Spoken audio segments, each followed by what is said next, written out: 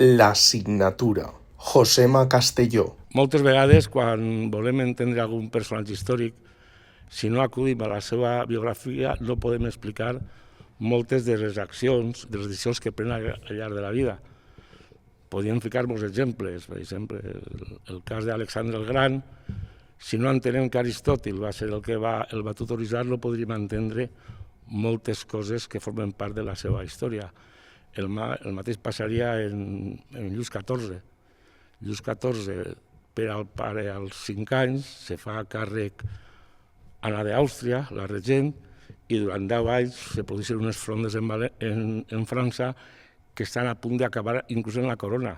Per tant, quan el xic pren maduresa, se dona compte, a mi això no me va passar, i comença una política absolutista de control del poder en una camarilla perfectament estanca, ahí no entra ningú, i totes les decisions se prendran des de Versalles i de forma unipersonal per ell.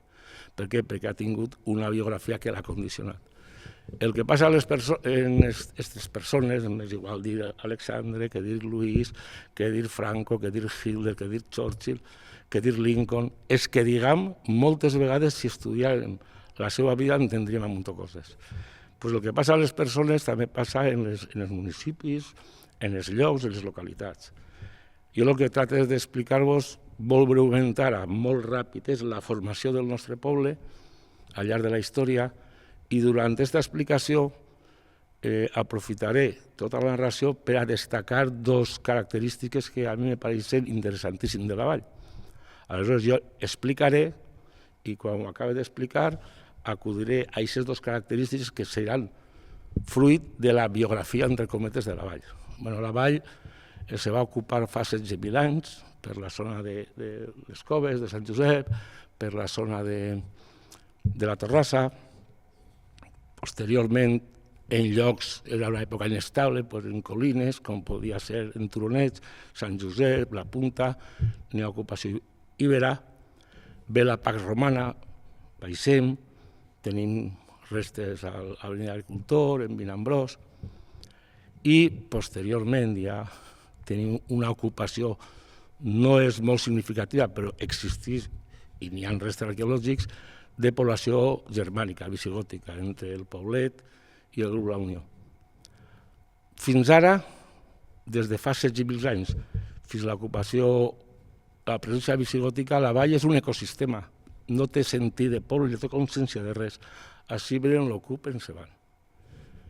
És en el segle X quan comença la nostra història, com avui la coneixem. Nosaltres som fills d'aquest segle, del segle X, quan l'islam, els musulmans, ocupen la península. I la vall s'articula per 3 motius: per el riu, font de vida, per una terra fèrtil i per un lloc estratègic entre la mar i la muntanya. I fixeu-vos que s'articula al llarg del Belcaire. Anem a parar de 6 aldees només. N'hi ha moltes més que s'han perdut, però n'hi ha 6 molt importants. D'Orient a Occident, Alcúdia, l'única que conserva el nom, Benigafull, Ceneja, passem el barranquet famós, el barranquet de la Serra, el barranquet que passa pel centre, per l'Hostal Blanca, plaça del Mercat, i desemboca al Belcaire del poliesportiu. Del barranquet cap a la mar tenim Benizat, Ceneja i Benigasgló. I aquests pobles van creixent, i aquestes aldees van creixent durant molts anys, en diferents èpoques, de major o menor demografia, de més o menys pau, de més o menys progrés. I aquestes aldees, quan entrem en el 17, les 3 aldees més orientals s'han unit i han format el poble de dalt, que seria l'Alcúdia, Benigafull i Ceneja. I de les 3 aldees del poble de baix, una se despobla, que és Benigasgló, el poble de fora, li diuen, i les altres 2 s'uneixen i formen el poble de baix. Estem en el 17. Passa el temps i en el segle XIX, ahir entre aquests 2 pobles, el de dalt i el de baix, se crea un espai d'uns 4-6 metres, penseu en el fort de Granell del Centre, penseu en Correus, penseu en aquesta zona, que està desocupada, però el poble se va buscant. I aproximadament en 1876, a l'últim quart del XIX, el poble al final s'unís. I naix el que diem la Vall Llarga. Imagineu-vos, des de l'Alcúdia a Sant Vicent, lo llarguíssim que és, i damunt és molt estreta, la Vall Llarga. Estem a finals del XIX. I la Vall Llarga anirà creixent a partir d'ara, fugint del riu i buscant la muntanya. Poeta Llorente, Blasco Ibáñez. I hi ha un moment fonamental en la història del nostre poble, en 1912, la fundació de l'empresa Segarra, que en un principi és importantíssima per un motiu, perquè els primers 20 anys del segle XX n'hi ha una crisi brutal i molta gent d'esta zona, d'esta comarca, emigra a Barcelona sobretot. I aquesta migració la vaig quedar frenada perquè n'hi ha molta demanda de treball per part de Segarra, però de treball de gallers. I aquest poble llarg s'està fent ample, perquè estem creixent cap a la muntanya. Però n'hi ha un moment importantíssim, que és després de la guerra, sobretot al final dels 40, principis dels 50, que rebem una quantitat de gent brutal, bàsicament de 3 zones, de l'Aragó, de Castella-La Manxa i d'Andalusia. I aquesta vall, que era llarga, que ara és ampla, és una vall plurinuclear. Per què? Perquè al voltant de la vall ampla s'han format uns barris que tots coneixeu, Carbonaire, Toledo, Grupo La Unió, Sant Antoni, Poblet, després Carmadall, que van ocupar part de la nostra fisionomia com a poble.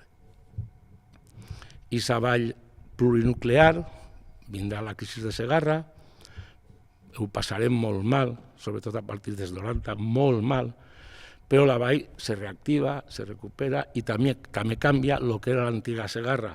La part nord se convertirà en una zona de serveis, l'hotel, Cas Family, etc. I la part més sud, més cap a València, serà un polígon industrial. S'unirà, tots coneixeu, La Unió i Texas, se fa una cunya residencial d'adossats, la Sequeta del Roig el mateix, no cal parlar de Sant Josep, i avui és la vall que tenim. Bé, per què vol contar aquesta història que són 16 o 18.000 anys? I l'ha fet tan ràpida, perquè aquesta biografia de la vall, entre cometes, ens porta a ressaltar 2 característiques. La primera és que nosaltres som un poble atípic en el sentit que vosaltres, si viatgeu, m'és igual que anem a Santiago, que a Barcelona, que a Fondeguilla, que a Aín, que a Eslida o que a Madrid. Sempre en el centre el poder religiós, la Iglesia, i el poder terrenal, polític, l'Ajuntament. La vall no té això. La vall no té res d'això en el centre, perquè la vall realment és la unió de 2 pobles. Entonces, la primera característica que volia ressaltar de la vall és el seu caràcter dual. L'altre dia vaig estar en un poble de les Valls. D'on eres? De la Vall. Ah, de la Vall. Però de quina vall? Jo soc de la Vall. Però de l'Alto de Valls, dic, de la Vall. Home, així en les Valls diem, hay solo un Dios, però en la Vall hay 2, me diuen. Vale. Per què vos conté este pas, que no té massa importància? Perquè la primera reflexió que vull fer-vos, per a mi, és que ben entès la dualitat per a incentivar, per a motivar, jo crec que a la vall li ha estat positiu. Per què? Perquè en les festes, fixeu-vos, 2 places porticades, 2 iglesias, 2 bandes, ara n'hi ha 3, 2 entitats financeres, el Guzmán i el Vallduxó, Jarque i Serrano, sempre el Bar de Mosca i Carramona, 2 de tot, no? 2 de tot. I això a la vall li ha anat molt bé sempre des del punt de vista intel·ligent, te motiva, és un incentiu per a millorar. Això no té res que veure amb l'actitud provinciana, m'atreviré a dir cutre, de capelletes i de política de campanar que no té sentit ni va a cap puesto. Per tant, la primera reflexió que volia fer-vos era aquesta. I aquest caràcter dual ve perquè, coneixem ja la biografia del nostre poble, la història del nostre poble, per això tenim aquest caràcter. I la segona cosa que volia dir, i jo crec que és més important, perquè la primera és més un tarannà, però la segona per a mi és fonamental. Fixeu-vos que vos ha parlat d'ètnies, cultures, religions molt distintes, des del racionalisme grecollatí fins a l'islam, fins als pobles germànics, fins al món iber, que és tot fabulós estudiar allò. Però això seria la primera part, però és que la segona part de la vall, nosaltres rebem gent de Castella-La Manxa, de l'Aragó, d'Andalusia. I avui en dia ningú pregunta si és de la Pobla Don Frederic, d'Utrera, de Villarquemao o del Pozo. Ningú pregunta, perquè no n'hi ha cap baller que siga químicament pura. Això no existeix. Nosaltres som una mescla d'una evolució d'una sèrie de races i d'una sèrie de cultures que han anat ocupant el territori este. I ens han fet conforme som.